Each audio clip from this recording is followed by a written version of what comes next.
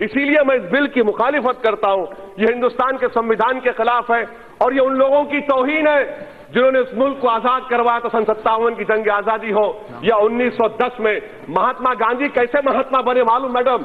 उन्होंने south Africa के national register card को फाड़ दिया था, जला दिया था। इसीलिए जब महात्मा ने फाड़ा, मैं इस बिल को फाड़ता हूं। यह हिंदुस्तान को तोड़ने की कोशिश कर रहा है।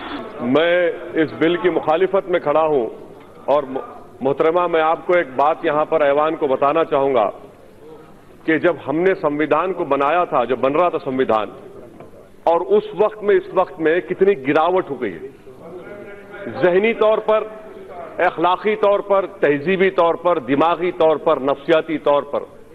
जब संविधान का प्रियम्बल बन रहा था अक्टूबर 17, 1949 को मैडम, तो उस वक्त के.एम. पाठक रुकन थे कॉन्स्टिट्यूंट असेंबली के।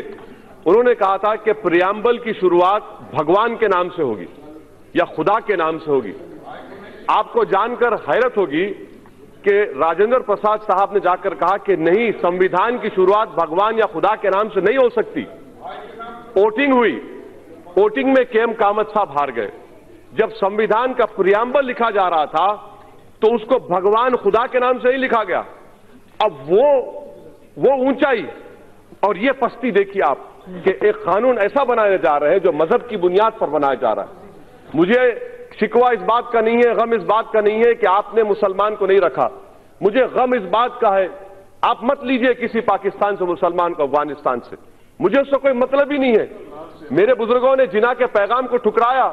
हमने मौलाना अबुल कलाम आजाद के उस जुमले को यकीन किया कि इस्लाम का इस मुल्क से 1000 साल का ताल्लुक और हिंदुइज्म का 4000 साल का ताल्लुक है।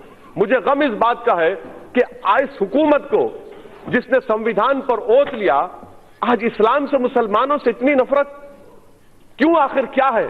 हम इंसान हैं, इस मुल्क के बाइज्जत शहरी हैं।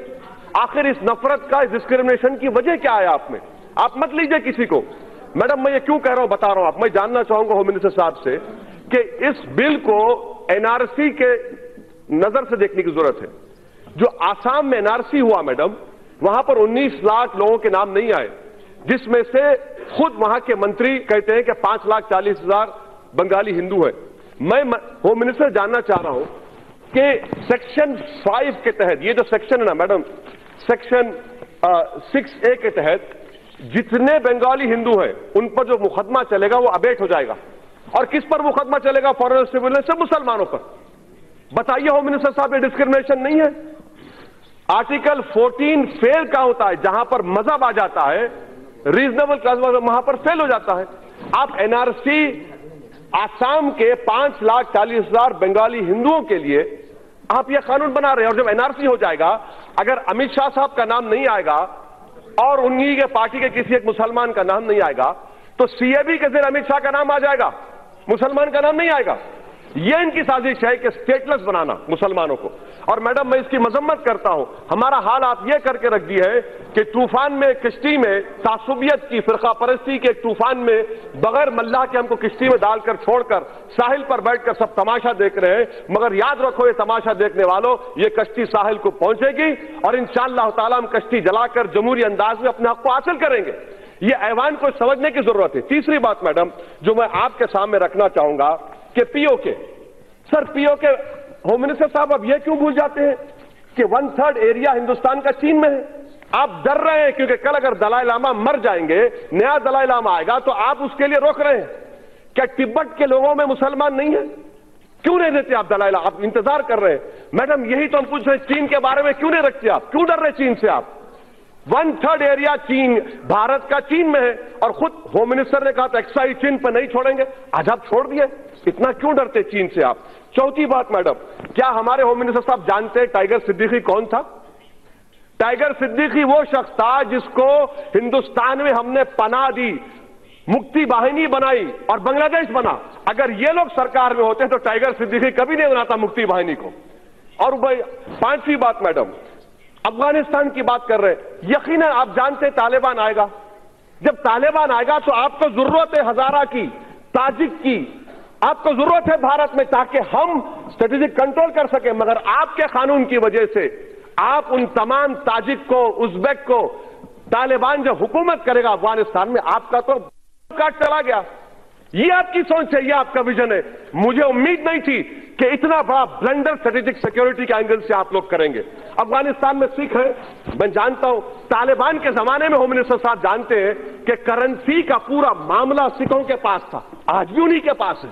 और क्या गारंटी ले रहे होम मिनिस्टर साहब कि पाकिस्तान को ना हिंदुस्तान के हिंदुओं से मतलब है ना पाकिस्तान से मतलब है, वो घुसाएगा यहां पर, आप कैसे रोकेंगे?